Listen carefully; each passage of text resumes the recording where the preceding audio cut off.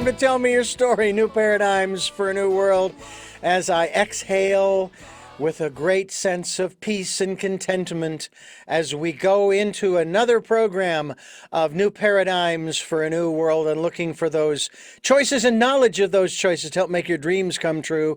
We're going to be talking once again, and I'm glad to have her back on the program. I really enjoy speaking with her. Cheryl Stelte, she is our guest today. We're going to be talking about chakras or chakras. Cheryl, first of all, welcome back to the program. I really do enjoy having you on the program. Thank you so much, Richard. It's just such a joy to be here. And I know everybody has different pronunciations for things. So I don't want to get real rigid and structured and all of that stuff because that's not what life is about. But how do you pronounce it? Chakras? Chakras? Okay. Well, I know that there are so many different aspects to energy in our bodies specifically. On the one hand, you have shall we call it the body vibration. We each have a vibration, but that vibration is made up of multiple vibrations when we talk about the chakras, right? And I used to think, and I kind of just set this aside, but I used to think, well, the lower vibrations or the lower base things, the material world, and the higher vibrations were spiritual and all. And I'm thinking, I'm not sure that makes a lot of sense, because each one plays a role. For those who are not familiar, let's just kind of do maybe a Chakra 101. Can you tell us, from the vibrational standpoint, certainly we can talk about colors, we can talk about numbers, all of the legends associated with the seven basic chakras? Yes, absolutely. Absolutely. And I first just would like to, if it's okay, comment on what you said about lower vibration and higher vibration. And so I think a lot of people refer to that as we're in a low vibration if we're feeling negative or challenging emotions, which sure, we can say that. And we're in a high vibration when we're feeling love. Love is really the ultimate, love and light, joy, and that sort of thing. But if we think of it from the perspective of slow vibration and fast vibration, slow vibration is very much of the earth, the material world. And it's also the love. The love vibration is much slower. Light is a very fast vibration. And we are beings of love and light. The whole universe is made of love and light. Mm-hmm. And so, like you said, there's, so many vibrations that we are experiencing and can experience at the same time. Mm-hmm. And so with respect to the chakras, they are energy centers. There is energy, thousands of energy pathways that are flowing through us all the time. We know about the Chinese meridians. I was very into the meridians for a long time. I have a diploma in acupressure, and it's just amazing how we can create change in our own energy field and how energy flows through us. We can create the change.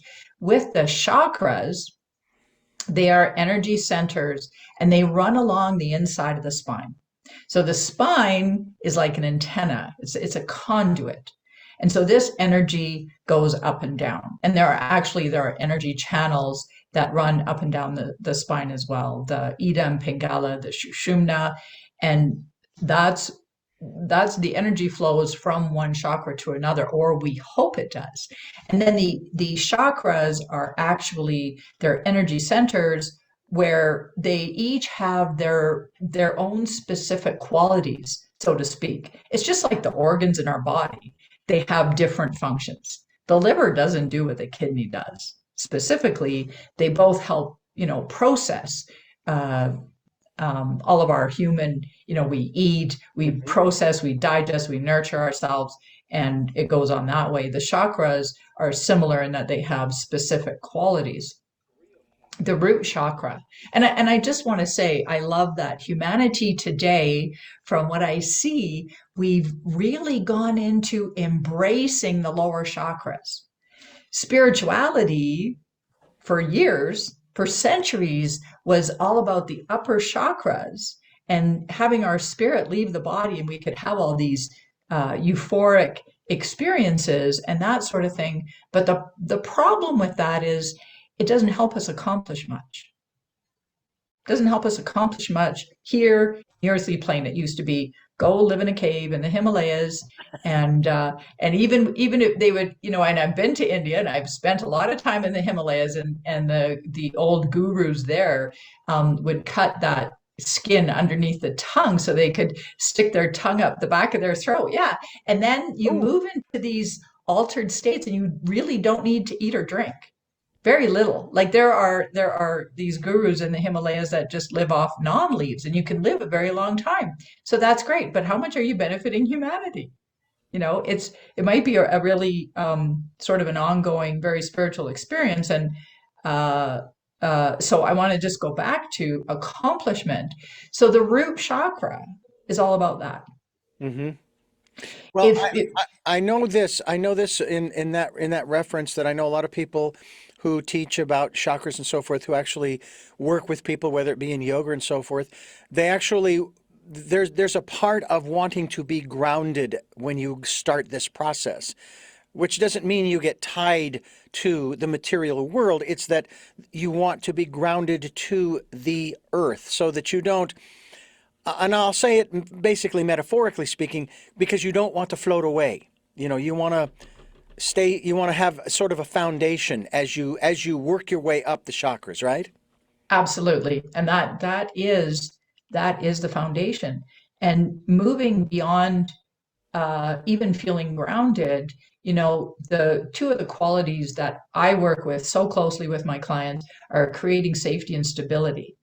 So the soul comes into human form. We all know that. We're all souls in a human body, and our soul has a mission. And if we were meant to be out of body as human beings, Mhm. why even come here? Yeah. You know, we came here to help our soul grow, evolve through being a human being. And so the number one thing that we need is a sense of safety and stability. It's like the baby comes into the world, and that baby needs to feel, it needs safety, it needs protection, it needs to feel stable, that all its needs are going to be met. So when we come into the world as a baby and we may not get all those basic needs met, Yeah. it makes it very hard as adults to accomplish what we really want to accomplish, or even to take the risks, to do great things. It's Yeah. it's impossible without that safety and stability. Well, And so Moana, what comes go ahead. Go ahead. I'm sorry. I was just going to say, so what comes out of that, when we start to feel grounded, we start to feel safe, we have somewhere to be, we won't fall over. And I take it even further. I'll talk about it maybe in just a moment, about the spike that I noticed at the back of the root chakra. But we develop that safety and stability that we may not have had earlier in life, and we create that, and then we can take risks. Then we can go on a greater path. And the root, yeah, go ahead. I was just going to say, yeah, it's the old saying, do you get plenty of sleep? No, no, there's plenty of time to sleep after I die. I want to let our listeners know that Cheryl Stelte is our guest, and her website, cherylstelte.com, CHERYLSTELTE.com. She also has a couple of books that you might want to check out. Client could be magic to hook up with a particular client and create some wonderful things. Client Magnet is the one of her books, as well as Heal Your Neck Issues and Let Your Throat Chakra Shine. I want to talk about that a little later on in the program, but as we continue here on Tell Me Your Story, we're going to talk more about the next set of chakras as we continue. I'm Richard Dugan, your host, along with Cheryl Stelte, and we're talking about the chakras. We've already talked about the root chakra, number one. Let's go ahead and move on to to the next level. If I'm correct, the next one is more in what we would refer to as the sexual center. Is that right? Or the solar plexus? Yes, we could. Well, that's the sacral chakra is the second chakra. And I just want to throw in one more thing about the root chakra. It's Mhm. about our responsibility. What are we responsible for? So that's what feeds the accomplishment. So when we develop the root chakra to a certain level, eventually we have an understanding of what our soul is responsible for on this earth today in this lifetime. Okay. And that feeds, when we develop that feeds the energy and goes up into the sacral chakra. And so yes, the sacral chakra is very much about sexuality, passion, and passion is what also fuels, it's the best thing, the best emotion that fuels our creativity. So, from the perspective of the soul's development here on earth, and I'm very much about people accomplishing their soul's purpose. So, I primarily look at the sacral chakra with respect to creativity. And that's where sexuality plays into that because passion, whether it's sexually or passion about playing a sport or doing art, whatever it is, when we get that energy flowing, it fuels the sacral chakra, it nurtures it, and it gets that energy going. So a healthy sacral chakra will then start to come up into the solar plexus. Hmm. And so all creative ventures are worthwhile, Hmm. are worth doing. I don't want to get overly graphic here, but I have also heard it said that in terms of getting that energy flowing, that there, and as you've already alluded to, there are many different ways of getting that energy flowing. But if one is blocked, so to speak, okay, and is looking for some kind of release of that blockage, that there are methods, there are ways that we can release that ourselves through, if I may, through self-pleasure. That we can work to build the energy. And it has also been said by, I'll call him a mentor of mine. He ran these programs in Phoenix, Omega Vector, Delta Vector, and his main focus was on the 0 point with Teilhard. And he said that nothing that exists here on Earth in particular, that man has created, nothing that exists was created without the sexual energy. In other words, everything that's been created by man was created through that energy. Is that a fair assessment? I think of it more as creative energy because to me, the sexual energy, if we refer to it, it limits it. Okay. Creative energy to me is much more expansive. So expand it. Yes. Okay. All right. But Uh, it is a particular flow. It mhm. is a particular flow. So I don't want to get caught up in the verbiage. You No. can say everything is created with sexual energy, but it's also everything is created through creativity, the Mhm. energy of creativity. Yeah. So the next level from there, working our way up, is that the third chakra, the solar plexus? Yes, absolutely. Absolutely. And I love this chakra. This chakra to me is it's a very fiery energy. And so if you think of the root chakra, we get that safety and stability, the accomplishment, responsibility, and that comes up into creative flow. And our sexuality is one way to get that energy moving. And there are multiple other ways. One of the things that I do is I do chakra readings. I can see where energy is blocked and can give people ideas on how to remove the blocks. And I see where their energy is flowing really well. And so that's how I work with people and teach them to become their own energy worker. So when we get to the solar plexus, that is all about truth and power, our personal truth and our personal power. So you think of it from the perspective of the family, this is very much the chakra of individuation, where we go out into the world and we do our own thing. We become our own person. And so when there are uh, dysfunctional links to the family that at the age of 40 or 50, we're still going by what our parents say. We're still listening to them and walking to the beat of their drum.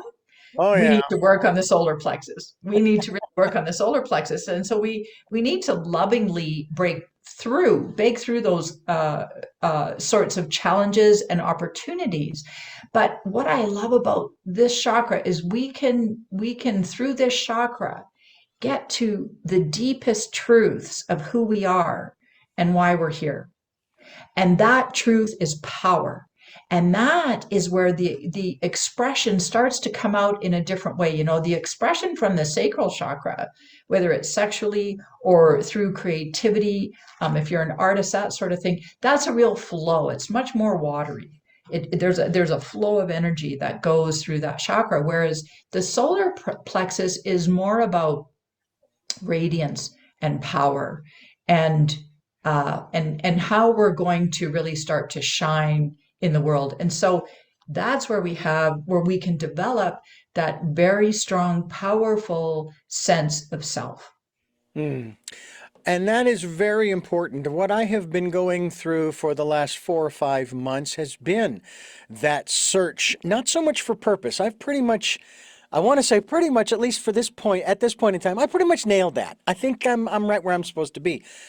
But there's a difference between that and knowing one's truth. Truth and purpose are kind of two different things. Now, I want to ask you this question in regards to the physiology of the human body and it's how it's reflected, say, through the chakras and maybe as you read people. If you had read me, and by the way, folks, you can get a free 20-minute chakra reading. If you go to her website, you can sign up for that. Before the 29th of July of this year, 2021, I had a gallbladder. And apparently it was very infected, and I had a gallstone the size of a golf ball. After the 30th or 31st of July, I didn't have it no more. It was gone. It was during the Olympics, and I would joke with the nurses saying, yeah, I got a gold medal during surgery. They said, what are you talking about? I said, yeah, I got a gold medal in the gallbladder clean and jerk. But I don't have it anymore. Now, I have researched, and from a metaphysical standpoint, it's like not so much the seat of anger, but that is a part of, that's where anger sometimes holds up. I don't know why, that's just what I've found. Yes, liver and gallbladder. Yeah, and I find myself, I used to when I would, let's say I had a glass of water here and I spilled it, all right? Arr! Would be my initial reaction, all right? After the gallbladder surgery, I spill the water. It would be that instant, and then I would chuckle. Wow. Yeah. So when someone has a procedure such as that, have you noticed, if you were aware of having something removed, have you noticed, for example, if I may, a woman who has a hysterectomy? That's part of the second chakra area. And that, I would think, would have a major impact on the energy flow. I believe anything would. I can't say I am that familiar with surgeries and having things removed. I will for sure give you my ideas around this. And so, so what happens is anger, number one, it's not as much the anger that we feel in our lives that really it comes out, but it's a projection, often a projection or an expression of repressed anger in the subconscious. And along with that anger, I find more and more is when we have felt indignation. So even, especially in childhood, we weren't treated, our needs weren't being met, or we weren't treated very well. We weren't supported and loved, and where our parents were saying, I'm so proud of you, you're so smart and so amazing, and da-da-da. If we didn't get that. And so there's a part of us knows that something's wrong, and we're not getting what we need. But in the family, it may be that it's not okay to express that anger. And so that anger is suppressed. And if it doesn't get expressed, in healthy ways, if we don't find it and release those emotions, that's what creates the blocks, are stuck emotions, and they're often held in the chakras. Then it will lead to the problem of expressing anger outwardly, and then it will lead to illness. And so when you tell me your gallbladder was removed and you don't see this same projection or expression of anger, that makes perfect sense, because where it was being held, part of where it was being held, so you still get it, because there's still probably some repressed anger in there, and none of us are perfect, that's for sure, including me. Yeah. But the other thing is that I just want to throw out there, what does a gallbladder do?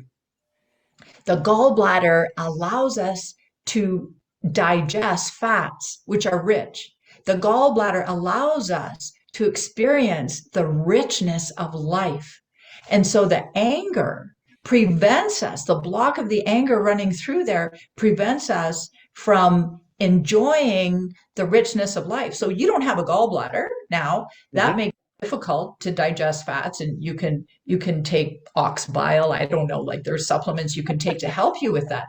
And if you were my client, I would put on your list of things to do, I would have you meditate on your sacral chakra and look at how do you want to express yourself creatively, or what kind of energy do you want to flow through you, and then bring that up into the solar plexus, and how can you really enjoy the richness of life more?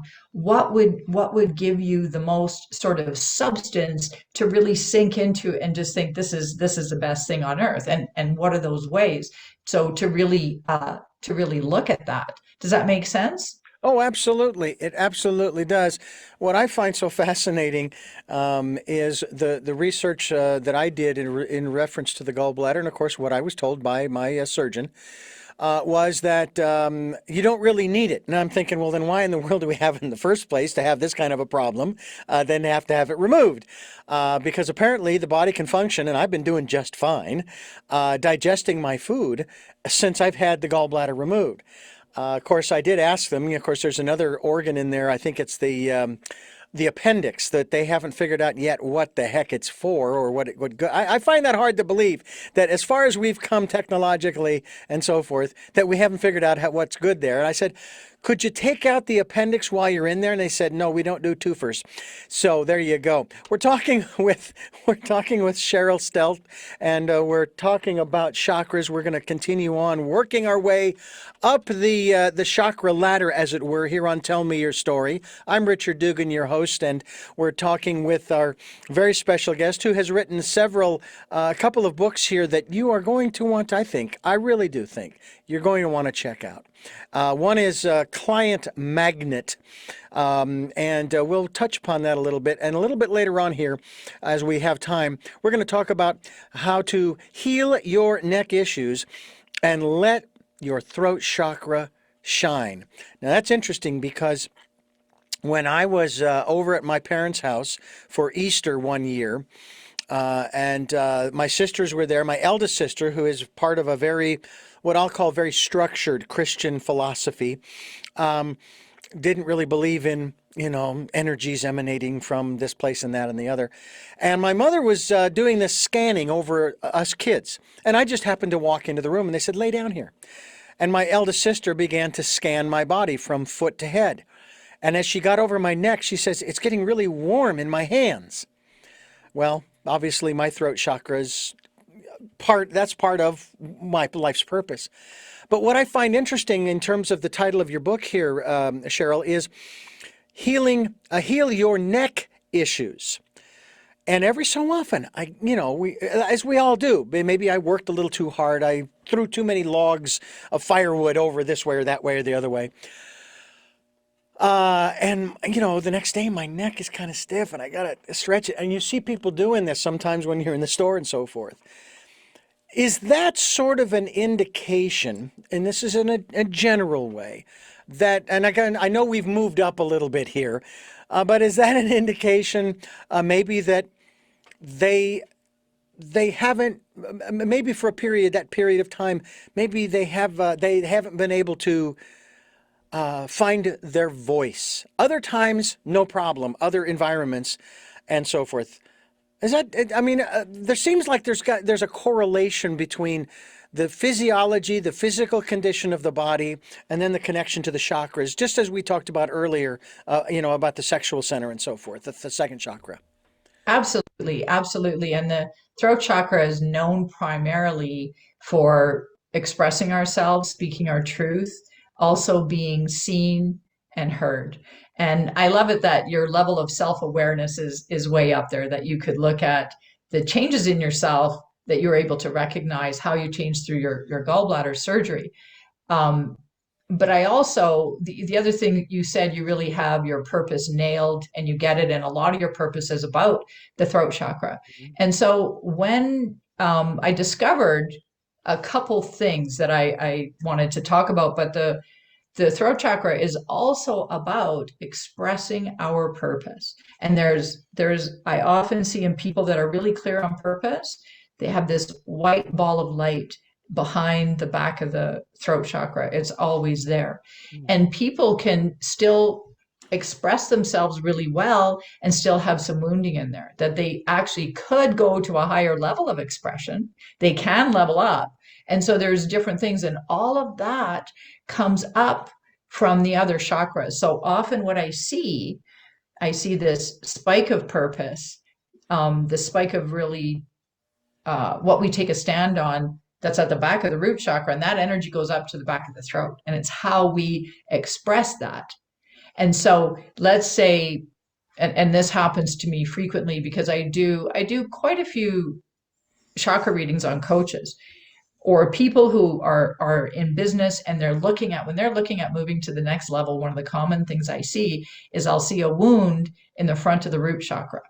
They have all this other good stuff going on, and here comes up this wound that wants to be healed. And it's all about moving forward, taking on greater responsibility, accomplishing something even better and greater than they have so far. So that comes up, and they may be the best public speaker on earth. And what happens is there's often the same block up in the throat chakra. It can also be the same block in the solar plexus or in the sacral that I will often see patterns. And when I see those patterns, we always start with the root chakra. So when you say, oh, sometimes you're doing something and you get a stiff neck or that sort of thing, I will tell you, I had a pinched nerve in my neck in my 30s when I had been meditating for a while and for a few years, and I got this pinched nerve, and I was bedridden for 5 days. Went to the chiropractor for the first time. It was just ice, ice, ice all the time. It was absolutely debilitating. And I wasn't able to, the chiropractic was barely helping. I had been doing some yoga. I started to do more yoga, and that helped. But it wasn't until I started really focusing on the chakras and healing myself that I was able to heal all that pain. I mean, I was stiff from that for about 1.5 years. So I have this injury, my neck goes the wrong way, and I have been pain-free for over 20 years. If I ever do get neck pain, I look at it more as a throat chakra issue. Do I do any stretches? I do a stretch that it actually takes 2 minutes. I'll sometimes do it 4, and I do that a couple times a week, and that's it. And yes, you don't have to have the pain. The pain is the body speaking to you. There's a message in the pain every single time. Absolutely. Absolutely. Cheryl Stelte, my guest here on the program, CherylStelte.com. We will be linked to her website. This is her second. I know this is your first time on the program. I don't know why I'm thinking, well, when you gave me my 20-minute chakra reading, that was our first program. Sort of, kind of. That's right. That's right. I am so glad that you have joined us here on the program. This is Tell Me Your Story. We are bringing you new paradigms for a new world, giving you choices and knowledge of those choices to help make your dreams come true. And the knowledge that we're getting today as far as choices regarding our chakras is coming from our very special guest today, Cheryl Stelte. And I know we jumped. We went right over the heart chakra. So let's go back to the heart chakra and talk about its significance. I know that a lot of people, they will spend an inordinate amount of time either on the heart chakra, which is 1, 2, 3, number 4. The throat is 5. I can't remember. I don't know if 6 is the third eye and then the 7 is the crown. But be that as Yes, you it may, got it. let's talk about the heart chakra. A lot of conversation about the heart chakra has gone on for years. Yes, yes. I would like to begin by telling you a story. I have a client of mine who I've been working with now for some time. And when I did her chakra reading, and you've had your chakra reading, so you know what it's about. Mm-hmm. And I was blown away with her heart chakra. I've had 3 people that I've witnessed these amazing, radiant heart chakras, amazing, radiant heart chakras. Is it the be all end all? No. This person came to see me because she wrote a book and she knew and wanted to speak on the subject of her book, but she was terrified. She knew she had throat chakra issues. So that's what brought her to see me. So I do the chakra reading and I could see the wounding. The wounding in her root chakra was so unbearable and so stuck in her subconscious that the wounding was behind the chakra. It was complete. She was completely ignoring it, completely ignoring it. And so, but I'll go up to what I saw in her heart chakra. This amazingly wide and vibrant, it was lit up like a star. It was just gorgeous, stunning. I said, "You must be meditating on your heart chakra." She said, "Yes, I am." I said, "I've never seen one quite so wide." Like it was just absolutely radiant. So I asked her how she was meditating on her chakra, and she said she had this shaman who taught her this meditation, and she would, I can't remember if she would try and extend the heart chakra 14 feet or 28, something like that, Mm. in the width and in the front and back. So she accomplished that, and she had been doing that for a long, long time. And then I get up to her throat chakra, and here we have the same wounding in the throat chakra, that there's all this stuff in the back that's really interfering with her. And I said, you know, and I explained to her what was going on. And so she is now in a place where that wounding, all that energy at the back no longer exists. And she's really taking on her responsibility in this life. And she's starting to accomplish a whole lot more. And she's moving into speaking. She was just on her first podcast. And Oh, she said, wonderful. there's no way she could have done that before. And she did my client magnet program because she wanted to attract clients. And then that group said to me at the end of it, we have to keep working with you. Where else are we going to get this? And so I said, okay, of course, we can continue this. And so she's now looking into teaching in a whole different way. She's looking into getting on stages and actually speaking because she's healed all of that. And is she doing that old meditation with the heart chakra? Not anymore, because she's got that vitality, it's built. And the thing with the heart chakra, it feeds the other chakras, but we still have to go to the other chakras, and fundamentally the number one is always a root chakra. My most listened to meditation is creating safety and stability in the root chakra. If we don't have that, we're never going to truly fully accomplish our soul's purpose. You know, one of the most amazing things that I have personally experienced, and I know you have too, and you've just shared a prime example of this, is when we start to break through those blocks. Break through. You don't go around, over, under, or the other direction. You go through. The most amazing things start to happen in your life. In your life, as you break through those. It's almost like the blockages, and I'll tell you the imaging that's coming in my mind right now. The beavers they built a dam that is blocking the river, which is my energy flow. And I have found a way to, I don't know, remove it, blow it up, whatever, go through it. so that the energy comes on through. And then all of the sudden, I mean, I'm starting to experience that with some opportunities that are starting to manifest that I've been desiring for, well, ever since we started this program. There is the very real possibility, and this, I'm not speaking out of turn here, because if I put it out there, maybe other people will sort of, okay, let's put it out there. This podcast, broadcast, videocast could become a travel television program, which is what I've wanted to do. I've shared that dream with our listeners over and over again, where I will travel around the world interviewing people at the base of the Himalayas, in this temple, in that place, in the other place, and they'll video the work that they're doing. For example, I think that the first place I want to go is Ananda Village up north of Nevada City here in California, because they've got a beautiful, beautiful spread up there.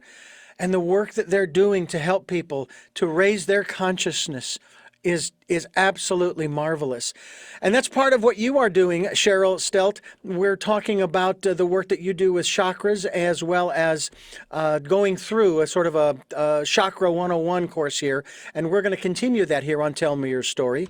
I'm Richard Dugan, your host, and we are working our way through, not necessarily in order, but that's okay, because as I've said before, the universe asks the questions, the universe guides this program. I'm just along for. I'm just sitting in the back as the horse trots along, and just watching and looking and having a good time. So we've talked about the first 5. So which is number 6, the third eye? Yes, that is correct. You've got that right. Before you go any further with that, I've also seen where, I'm going to take the hat off for a moment. You have the third eye in the center, but I've also seen that there are a series of a total of, I think, 5 or 7 eyes, if you will. No, 5, because the other 2 are the physical eyes that have to do with that inner vision, that inner sight, if you will, that, part of our intuition. Yes, absolutely. Absolutely. I just want to go back to the heart chakra, if that's okay, and Sure. and say that, yes, the heart chakra is all about love and compassion and connection with others at deep levels, that emotional intimacy and everything. And so when our truth and power, personal truth and power, is radiating out in the world, that energy comes up into the heart chakra. And we can, and what I see in people who really serve humanity is a real width of the heart. When I see the chakras, I don't just look at, it's not just one thing. I see all these aspects. Right. There's so much to see: the front, the back, the middle, the sides. And that is one of the most common things that I see with people. And that helps us evolve. And what's important so the expression of that is so important in the throat chakra. And then you ask about the third eye. So it's our inner sight. Absolutely. And it affects the eyes for sure. And the ultimate goal is to see with the eyes of God or the universe. Whichever word you want to use: God, source, universe. I've just gone back to using God. Mm-hmm. And it's really, the work I do is I try and allow God to move through me the way God wants to move through me. That's the aspect of a soul. We're all an extension of God. We're all an extension of the universe. So how does the universe want to move through me? And as the third eye, when you start to really develop all these lower chakras, then you're going to be called on to go to the next level. And that is really the time to develop the third eye. If you develop your third eye ahead of time, really early, it's great. You're going to see all kinds of things. But then again, your true mission in life may not actually manifest for you if you don't have the lower chakras well developed. And so I spent time in India. I spent time focusing on the third eye and going back to the heart and back and forth. And when I was in India for 4.5 months, did my yoga teacher training, and we just meditated like crazy on the third eye. And I meditated more than anyone else in my class of about 40 people. And I mean, it was great and it was fun, and it's fun to go up like that. And when I got back to Canada, I'm a Canadian. I am living in the US, but I'm a Canadian. And I get back to Canada. I couldn't stay focused on my heart chakra. Could not stay there. Mm. And I ended up going to a spiritual school and really learned to focus more on the heart. And so I love that, being able to go back into my heart chakra. And I stayed away from the third eye for a long time. But then there was a time where I was so strongly guided. It's like, you need to level up. You really need to move spiritually. You need to provide more for humanity. And that's when I would start to look at the third eye more. And what I see in people overall, when I do a chakra reading, the way I see the third eye is I often see that there's light that radiates out all in front, like a semicircle, and it just shines out. And then the back, we want the back of the chakra to shine as well. And there's usually nothing going on. And so what that tells me, and when I do my chakra readings, the number one thing people say is that was bang on. Mm-hmm. And so this is what I see most commonly with people that I read. They're attracted to me. They have great intuition, but they don't always follow it. Mm-hmm. It's often scary. And that's what prevents that third eye. If you want to really develop your third eye, sure, you can meditate on it. That'll help you. But the more you follow your intuition, the more you follow your inner guidance, the more you're going to get. And I remember years ago, living in Victoria on Vancouver Island, and what I learned to follow my intuition when it was something I could never come up with. I would never think of that thing in my mind, and I'd go, oh my gosh, this is the universe moving through me. This is true guidance. And then I would follow that, and it was often scary and often hard, but it always paid off. Yeah. And I could see the reasoning. I could see the reasoning behind it. So I don't advise to just jump and do that. I remember doing a chakra reading on a woman who was very psychic. I got up to her third eye. I was blown away with the imaging that I received. It was really cool. It was gorgeous. Mm. Well, one of the things that I have often said, and I say this now with much love to those listening, if you're not going to follow the promptings of your intuition, your still small voice, why are you listening? Okay? What's the point? And I was in a program, 40 years ago, literally 40 years ago, where we were doing an exercise. They gave us this big, long piece of white construction paper and a Sharpie. And they said, we want you to write down a statement. And so I started out writing it in cursive, that I would listen to, and then the next line, all block letters, and follow the promptings of my friend. That's how I refer to my still small voice, as my friend. And I've always found that, and I still have that. And it's like, what's the point? Why? And of course, we promote people participating in the Decade of Perfect Vision and going within and spending time in that quiet, peaceful, calm, still place and listening for that still small voice, listening for the encouragement, the inspiration, the insight, even education, if you will, similar, or the creativity as you just described. I've also said too that that the still small voice will never, ever put you in harm's way. It might challenge you, and it did me, especially on a financial issue where I'm trying to do the numbers logically and trying to say, okay, well, what am I going to do here? And in the back of my mind, my voice was saying, do this, do this, do this. And it was the same thing each time. And I'm going, no. That is totally opposite and contrary to what I'm trying to accomplish.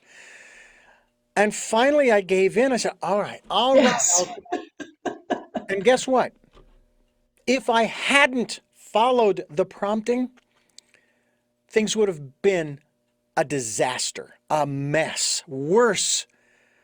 I don't know that I don't know what would have happened, but all I know is I did, and it actually turned out better than I personally thought, my ego thought it would turn out. So That's where the still small voice will challenge, and sometimes the still small voice will test, and did that to me too. Where I was supposed to turn left. No, I'm going to go straight. Halfway down, I better go back because the prompting wouldn't go away. And I made the turn like I was asked to do. I don't know why, other than, look, Richard, you're either going to follow or you're not. Now, be serious. Are you going to follow the promptings or not? And it's still not, I'm not giving up my free will because I can still choose not to, but I can trust. And you know what they say when you get to the edge of a cliff, right? You jump and you trust. That's what you do. So we have one more chakra to go here on Tell Me Your Story, New Paradigms for a New World. And we want you to stay right where you are. I'm Richard Dugan, your host, and we are talking with Cheryl Stelte about the work that she does with chakras. She has a couple of books. I would love to have you back to talk more about client magnet.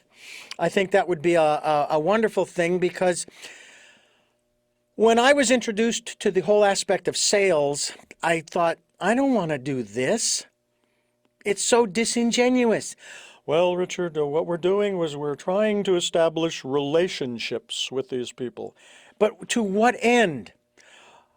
Well, so that we can get their signature in a check on a contract. And it's like, that is so disingenuous, you know? By the way, folks, full disclosure, I went to her website. I can't even remember how I found you. Maybe it was through LinkedIn. I just can't recall off the top of my head. I went to your website. I saw the 20-minute chakra reading, which, okay, fine. Why not? I mean, what's it going to hurt? It's free. It's, 20 minutes out of my day, no big deal. But my ulterior motive was I wanted her on the program. So it was at the end of the reading, I said, oh, by the way, the reason I actually contacted you, and here you are. And I'm so glad that you are here. The final chakra before we run out of time here is the crown. The pinnacle, if you will, so to speak, although there are those, again, and it depends upon one's own personal philosophy, who say that there's actually one that's actually above the head. But let's not go too far afield. Have you ever heard of the book Joy's Way? No. It has, it isn't just 7 chakras that they talk about. Oh, that's They're right. all over the body. All over the body. So, but we're not going to go there. That's the advanced PhD for chakras. But let's talk about the crown chakra. Yes, yes. There are, 3 above and 3 below, and in our hands and our feet. And yes, we could keep talking about this for hours. And I just want to throw in here that with the third eye, we actually can touch into our inner guidance in every single chakra. We can access the truth of our being through every chakra, and we can work with them directly. And your words of wisdom around following your intuition and following your guidance just rings so true, so true. And I admire your endurance around that and your stay power with that. And so the crown chakra is really, that's the opening to the universe, to the cosmos, to God, to everything. And it really reflects, it's so cool how I see the crown chakra. And I don't work directly with the crown chakra. When I do a lot of online energy healing. In all my programs, people get either personal one-on-one or group online energy healing with the chakras. And so to me, it's the life force.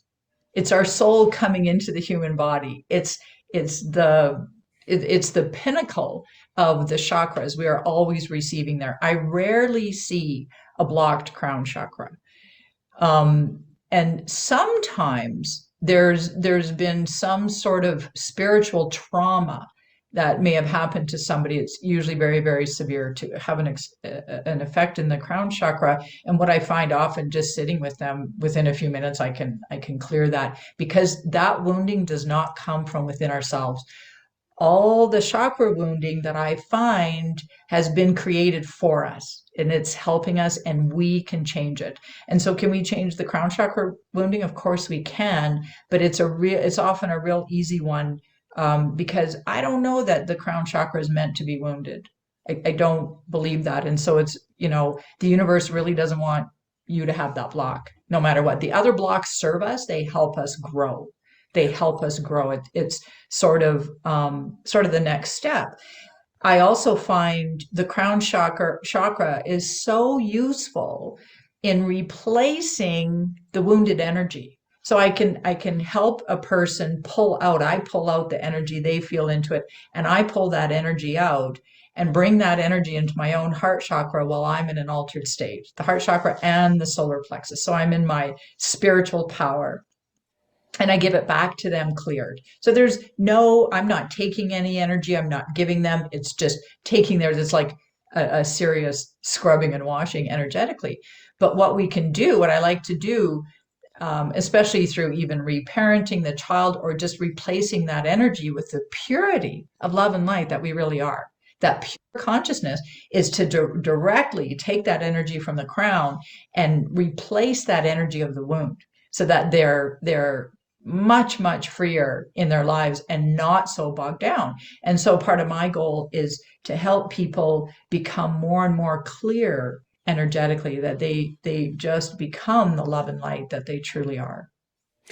Now, when you gave me my reading, there were several chakras where because you talked about this earlier in the program, there were several of my chakras that had that light behind the chakra, which That's right.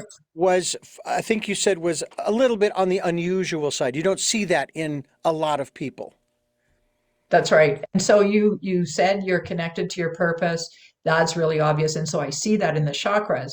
And so I see it in the throat chakra as a white ball behind the chakra. But what I often see is people may be aware of their purpose, but sometimes there's like a black plate in between that in the throat chakra and the rest of the chakra, so they're not expressing it fully. Where you didn't have that, there's a pretty clear channel there. What I also saw in you that's so cool, and I'm seeing it more and more in people, I see in the back of the root chakra is like this energetic spike, and I often see it comes down sort of like a cone.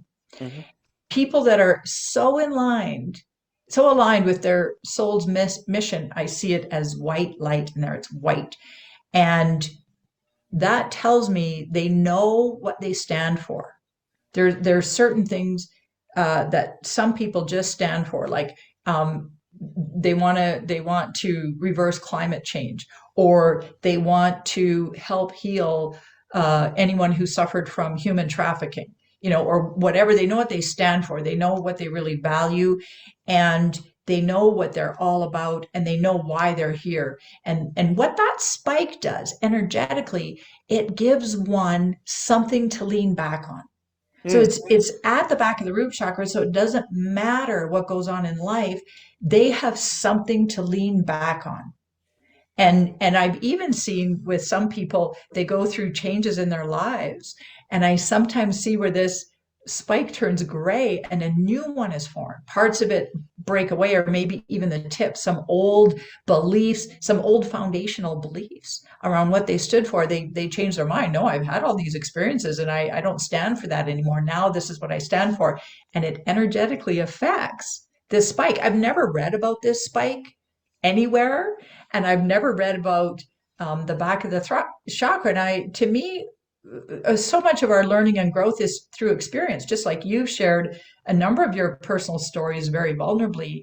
And so that's what I encourage people in the work is I give them the skills to become their own energy worker. I give you the skills to Hmm. become your own energy worker. And then you can learn through your own experiences. And then my ultimate hope is then that you teach others. Mm. And that is really the big key right there. It's not enough to go to Cheryl and get a chakra reading and then just walk away and say, oh, that was interesting. And yeah, okay, I'll try to incorporate some of those things and this and that and the other thing. We are here to work together and play together. and live together. And sometimes, unfortunately, we die together. But one of the interesting things I wanted to ask you about was, do you see people's chakras just as the observer, just in your day-to-day life, or can you sort of kind of turn it on and turn it off, or do you, is it necessary for you to focus your attention as opposed to it just kind of like always being there and you're seeing these images or are aware of these images of the chakras and so forth? That's such a great question, Richard. Nobody has asked me that publicly before, so I thank you for asking me that. And I know we're coming to a close, so I will try and answer briefly. I do not just see the chakras all the time. Absolutely not. I have not received a gift per se of sight. I have actually, it's through my own spiritual practice and learning to see myself and then learning to see others that I've developed this over time. Can I see chakras very quickly? Absolutely. It takes me a second, to tune in. The reason I do chakra readings is because it's really about empowerment. To me, I'm all about healing and empowerment.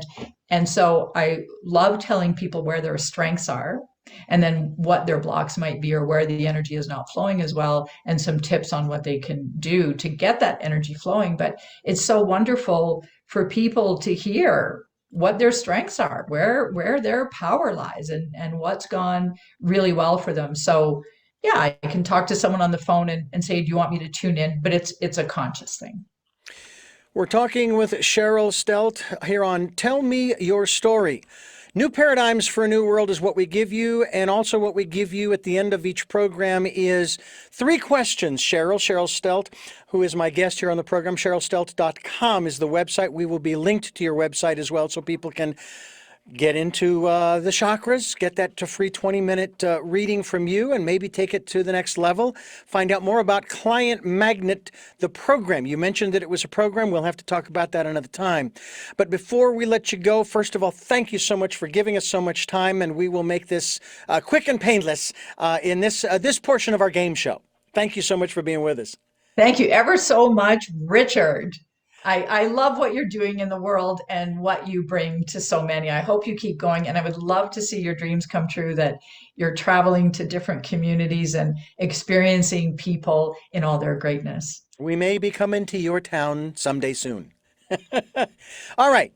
So, with the final 3 questions that I ask all of my guests, you may have answered them to some degree during the program, but I like to ask them pointedly. Number 1, who is Cheryl Stelte? Cheryl Stelte is a spiritual leader. What is it that you hope to or want to achieve through the work that you're doing now? My biggest goal is to create a foundation, teaching others to heal and recognize their gifts so they can develop their own healing modalities and teach others. And the foundation will be set up for people to take healing to developing countries and teach that there. And really, through all the work I do directly with clients, it's all about healing and empowerment. How can I help to empower others to really step into their greatness? And finally, what is your life's purpose? My life's purpose is to be a spiritual leader, teacher, healer. I was guided years ago after I did a week-long retreat for myself, and I had been told by people that could see that I was a teacher, spiritual teacher and healer, and it was the hardest thing for me to accept. I actually became chronically ill. It was just too much for me to handle, and so I was able to eventually get over that and step into that. And so that is my mission. That is my purpose, is to help others really step into who they are and why they're here in the greatest ways. Well, again, thank you so much for joining us here on the program. And we are going to have you back to talk about the program of Client Magnet, the Client Magnet program. So we will have you back again. And I want to thank you for listening to and watching Tell Me Your Story, New Paradigms for a New World. Again, we're on podcasts on SoundCloud, iTunes, TuneIn Radio. We're on YouTube, where you can watch these interviews and you can hear these programs on this station at 7 a.m. and 7 p.m. on Sundays, Monday mornings at 1 a.m. and Wednesday mornings at 9 a.m. And until our next broadcast, podcast, videocast, love to Lal.